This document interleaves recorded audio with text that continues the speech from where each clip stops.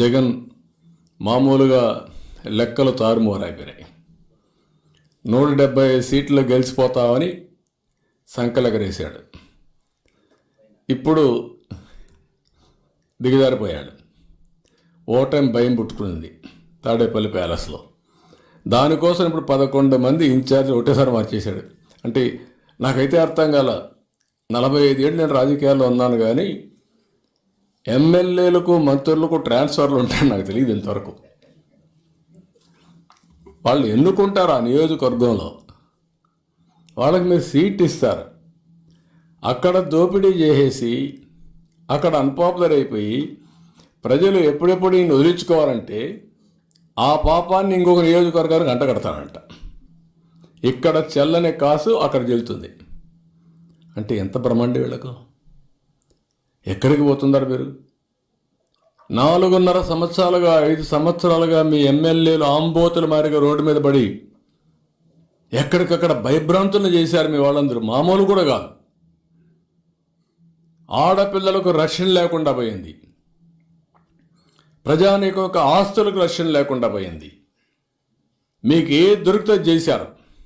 అది చేసి ఈరోజు ప్రజలు రివోల్ట్ అయి తిరుగుబాటు చేసే పరిస్థితి వస్తే అందరినీ ట్రాన్స్ఫర్ చేస్తాడంట. 5 మంది దళితుల్ని ట్రాన్స్ఫర్ చేశాడు. అందులో 3 మంత్రులు, 2 మంత్రులు దళితులు, ఒక బీసీ మంత్రి, ఇంకో పక్కన 3 బీసీ ఎమ్మెల్యేలు.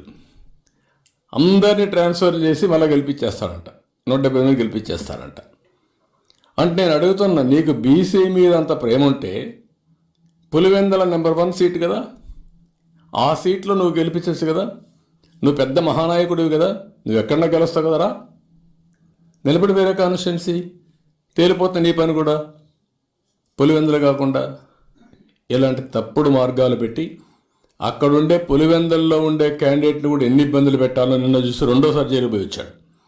ఇంకెన్నిసార్లు పోవాలో చూడాలి. ఎలక్షన్స్ ముందు ఎన్నిసార్లు పోయినా ఈసారి ఏమవుతుందో వీళ్ళు చూడబోతున్నారు. ఇంకొక పక్కన మనం చూస్తూ ఉంటే, ఓకే వీళ్ళందరినీ చేసావు కదా, బాలినేని పైన ఎన్ని విన్యాసాలు జరిగాయి. సీట్ ఇవ్వని అని చెప్పావా? ట్రాన్స్ఫర్ చేస్తానని చెప్పావా?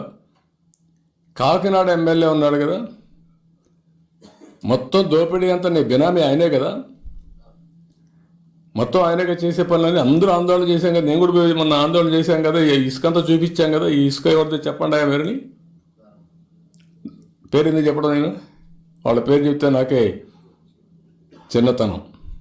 ఏం చేసావు అంటే, దోపిడీదారులు నీ మనుషులైతే నీ పేరు పెట్టి దోపిడీ చేస్తే అది దోపిడీ కాదు. ఏదో ఎస్సీలు వీళ్ళంతా ఉంటే అమాయకులు కాబట్టి వాళ్ళ సీట్లు తీసేస్తావు, ఇప్పుడు బయట పంపించేస్తాం. ఇంకొక పక్కన మీరు చూస్తే ఇన్ని చెప్పాం. 100 కోట్ల రూపాయలు ఫైన్ వేశారు పుంగనూరు ఎమ్మెల్యే, నీ మంత్రి. ఎవరు వేశారు? ట్రిబ్యునల్లో ఎన్జిటీలో చాలా స్పష్టంగా జడ్జిమెంట్ ఇచ్చారు. 100 కోట్ల రూపాయలు ఫైన్ వేశారు. వీళ్ళు సుప్రీంకోర్టు పోతే 50 కోట్ల రూపాయలు కట్టమంటే కట్టారు. ఎవరి డబ్బులు అది? రాష్ట్ర ఎక్స్చెక్కర్ నుంచి కట్టారు. ప్రజలు కట్టే పన్నుల నుంచి కట్టారు. ఎందుకు మార్చలా? మార్చే ధైర్యం ఉందా మీకు? మార్చరు. అంటే పేదవాళ్ళు చూస్తే లెక్కలేనితనం. అందుకని ఇవన్నీ చూసినప్పుడు నేను అంటున్నా ఒకటే గుర్తుపెట్టుకోవాలి, 150 మందిని మార్చినా నువ్వు గెలవు. గుర్తుపెట్టుకో. నువ్వు చెప్పుకోవచ్చు, డబ్బులు ఇచ్చి సర్వేలు చేసి చేసుకోవచ్చు, ఎగరచ్చు. ఈ రోజుటికి ప్రజల్లో చాలా వ్యతిరేకత ఉంది. ఇప్పుడిప్పుడు బయటపడుతున్నారు. జనవరిలో మీరు చూస్తారు, ఫిబ్రవరి మార్చిలో మీరు చూడండి. నోటిఫికేషన్ వచ్చిన తర్వాత మీరు చూడబోతున్నారు. అడ్రస్ కూడా, ఒక్కొక్కరు అడ్రస్ కూడా ఉండరు. వీళ్ళ యొక్క డిపాజిట్ గల్లంత పరిస్థితి వస్తుంది. ఎప్పుడు కూడా ప్రజల్ని ఇంత టేక్ ఇట్ ఫర్ గ్రాంటెడ్ తీసుకోవడం చాలా దుర్మార్గం. ఇది నీచం. నీకు ఒక బాధ్యత అప్పచెప్పారు. ప్రభుత్వం అనేది ఒక ట్రస్టీగా వ్యవహరించాలి. ప్రభుత్వం అనేది ఒక పవిత్రంగా భావించాలి. ఎప్పుడు కూడా ప్రభుత్వ పాలసీల వల్ల ప్రజలకు మేలు జరగాలి. అందుకే నేను మొన్న కూడా చెప్పాను, నేనున్నప్పుడు చాలా నిర్ణయాలు చేశాం. ప్రభుత్వ విధానాలు. దానివల్ల అందరూ బాగుపడ్డారు. ఈరోజు ఇతను వచ్చిన తర్వాత ఈయన చేసిన పాపాలన్నీ అందరికీ శాపాలుగా మారాయి. ఒక కులం లేదు, ఒక మతం లేదు, ఒక ప్రాంతం లేదు, ఒక పార్టీ లేదు, అందరూ నాశనం అయిపోయే పరిస్థితికి వచ్చారు. అందుకే రేపు జరిగే ఎన్నికలు ఒక హిస్టారికల్ ఎలక్షన్స్. 5 కోట్ల ప్రజలు వర్సెస్ సైకో జగన్. ఇది మనం గుర్తుపెట్టుకోవాల్సిన అవసరం ఉంది. ఈరోజు ఇది నా ఎలక్షన్ కాదు, లేకుంటే ఒక తెలుగుదేశం పార్టీ ఎలక్షన్ కాదు, లేకుంటే తెలుగుదేశం పార్టీ జనసేన పొత్తు పెట్టుకున్నాం కాబట్టి మా ఇద్దరు ఎలక్షనే కాదు. ప్రతి ఒక్కరి భవిష్యత్తు, రాష్ట్ర భవిష్యత్తు, భావితరాల భవిష్యత్తు కూడా ఈ ఎన్నికలపైన ఆధారపడింది. ఆ విషయం గుర్తుపెట్టుకోవాలి. ఏదో విన్యాసాలేసి నాటకాలేసి ఏదో మేము మార్చేసాం, ఇక్కడ చేసిన పాపాలన్నీ తెలియవు కాబట్టి పక్కనే వేస్తే ఇక్కడికి అషాప్ అయిపోతాయి అనుకుంటే తప్పది. ఇది కరెక్ట్ కాదు. అందుకే నేను కూడా క్లియర్గా ప్రజలను కూడా కోరుతున్నా, అన్నీ వాచ్ చేయండి. వాచ్ చేస్తున్నారు మీరు. సరైన సమయంలో ఏ నిర్ణయం చేయాలో మీరు చేస్తారు. నేను కూడా మీ అందరి సహకారం కోరుతున్నా.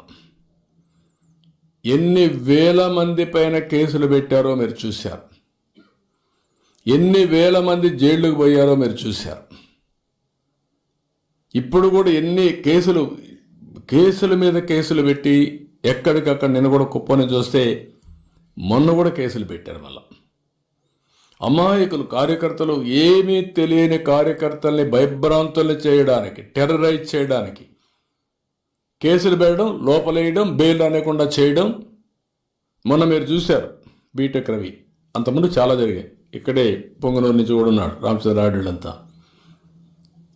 అతన్ని జైల్లో ఏం జరిగిందండి? ఇది లోకేష్ ప్రోగ్రాం పెట్టారు, వాళ్ళు అక్కడికి వెళ్ళినప్పుడు పోలీసులు మీరు లోపలికి పోవద్దన్నారు. ఏమయ్యా మా లీడర్ వచ్చాడు, అడిగి పోతే మీకేంటని అడిగెళ్ళాడు. వెళితే ఏం చేశారు? మళ్ళీ ఏమి సరే ఓకే అన్నారు, వదిలేశారు. కేసు పెట్టారు. కేసు పెడితే వాడు ఎస్ఐ అనే వ్యక్తి కొట్టినట్టు ఒక ఇది పెట్టాడు. ట్రీట్మెంట్ తీసుకున్న డాక్టర్ ఆ రోజు డ్యూటీలో లేడు. డ్యూటీలో లేనటువంటి డాక్టర్ సర్టిఫికెట్ ఇచ్చాడు. దెబ్బ తగిలిన వాడికి దెబ్బ తగిలింది కాబట్టి ఏం జైలుకు పోవాలా? అటు దిశండి. ఎంత అరాచకం అండి ఇది. ప్రెస్ని భయపెట్టారు, రాజకీయ నాయకుల్ని కార్యకర్తలను భయపెట్టారు, యూనియన్స్ని భయపెడుతున్నారు, ఆఫీసర్స్ని భయపెడుతున్నారు. ఇది చాలా దుర్మార్గం. అందుకే కోరుతున్నా, ఇది మనందరి ఎన్నికలు. గెలవాల్సింది పార్టీలు కాదు, అభ్యర్థులు కాదు, రాష్ట్రం గెలవాలి, తెలుగు జాతి గెలవాలి. అందుకే నేను వినూత్నంగా మీ అందరి అభిప్రాయాలు తీసుకుంటా. అందరి అభిప్రాయాలు తీసుకొని సరైన అభ్యర్థిని నేను ఎంపిక చేసే బాధ్యత తీసుకుంటా. టెక్నాలజీ కూడా వచ్చింది, వేరియస్ టెక్నాలజీస్ ఉన్నాయి, అవి కూడా ఉపయోగించి నేను తప్పు చేయను, నాకు సహకరించండి. నేను చేయాలనుకునేది ఈ రాష్ట్రం కోసం.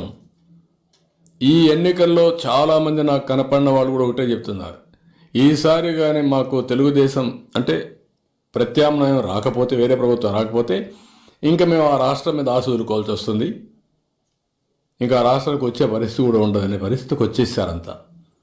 కాబట్టి ప్రజలందరూ ఆలోచించుకోవాల్సిన అవసరం, మీరు చర్చ చేయాల్సిన అవసరం ఉంది, మౌత్ టు మౌత్ డిస్కస్ చేయాల్సిన అవసరం ఉంది.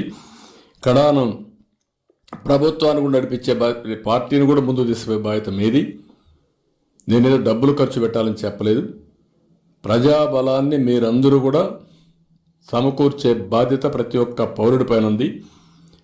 ఈ రాష్ట్రంలో పుట్టిన ప్రతి ఒక్క వ్యక్తి, నువ్వు ఏ ఊరిలో ఉన్నా ప్రపంచంలో, ఈ జన్మభూమి రుణం తెచ్చుకోవడానికి ఒకప్పుడు నేను పిలిపించాను. జన్మభూమి పిలుస్తుంది రా కదిలి రా అని జన్మభూమి కార్యక్రమాన్ని చేపట్టాం. ఇప్పుడు నేను మళ్ళా మిమ్మల్ని కోరుతున్నా, ఎక్కడున్నా మీరందరూ కూడా సంఘీభావాన్ని తెలియచేయాలి, సహకరించాలి, మీరందరూ కూడా పనిచేయాలి. నేను కూడా పార్టీ 42 సంవత్సరాల పార్టీ, అభ్యర్థులందరూ ఉన్నారు, ఇంక్లూడింగ్ కుప్పంలో కూడా ప్రజాభిప్రాయ సేకరణ చేస్తా. ఐవీఆర్ఎస్ ద్వారా. అది చేస్తాను, వేరియస్ సోర్సెస్ చేస్తాను. నేను ఎక్కడ తప్పు చేయకుండా వీలైనంత వరకు ప్రజల ఆమోదం, వాళ్ళ క్యాండిడేట్ని చూసి తాడేపల్లి ఆమోదం, మా క్యాండిడేట్ ప్రజా ఆమోదం. రేపు జరగబోయే సైకో జగన్కి, రాష్ట్ర ప్రజలకి మళ్ళీ అందరం కలిసి పోరాడి ఈ రాష్ట్ర భవిష్యత్తును కాపాడుకుందాం. దానికి మీరందరూ ముందుకు రావాల్సిందిగా మరొక్కసారి కోరుతూ, ఈ నూతన విధానం కూడా నేను ఎవరికి చెప్పను, ఎక్కువ విండో కూడా ఇవ్వను. నాకు తప్ప ఆ ఇన్ఫర్మేషన్ ఎక్కడ ఉండదు. ఆ ఇన్ఫర్మేషన్ అనేది ఇక్కడ పెడితే లేనిపోయిన అపోహలు వస్తాయి. అవన్నీ పెట్టుకొని ఎవరెవరిని ఏ విధంగా రైట్ ప్లేస్లో పెట్టాలో పెడుతూనే అందరినీ కన్విన్స్ చేసి రాబోయే ఎన్నికల్లో ఒకటే మళ్ళీ కోరుతాను, మా పార్టీ వాళ్ళకి కానీ బయట వాళ్ళకి కానీ, ఈ ఎన్నికలు మాత్రం చాలా హిస్టారికల్ ఎన్నికలుగా మిగిలిపోతాయి. అది గుర్తుపెట్టుకోవాలి. అవసరమైతే ప్రతి ఒక్కరూ ఈ రాష్ట్రం కోసం త్యాగం చేయాలి. రాజకీయ నాయకులే కాకుండా, రాజకీయ కార్యకర్తలే కాకుండా ప్రజలు కూడా త్యాగం చేసే పరిస్థితికి రావాలి. అప్రమత్తంగా ఉండాలి, ఉండి రాష్ట్రాన్ని కాపాడుకోవాలి.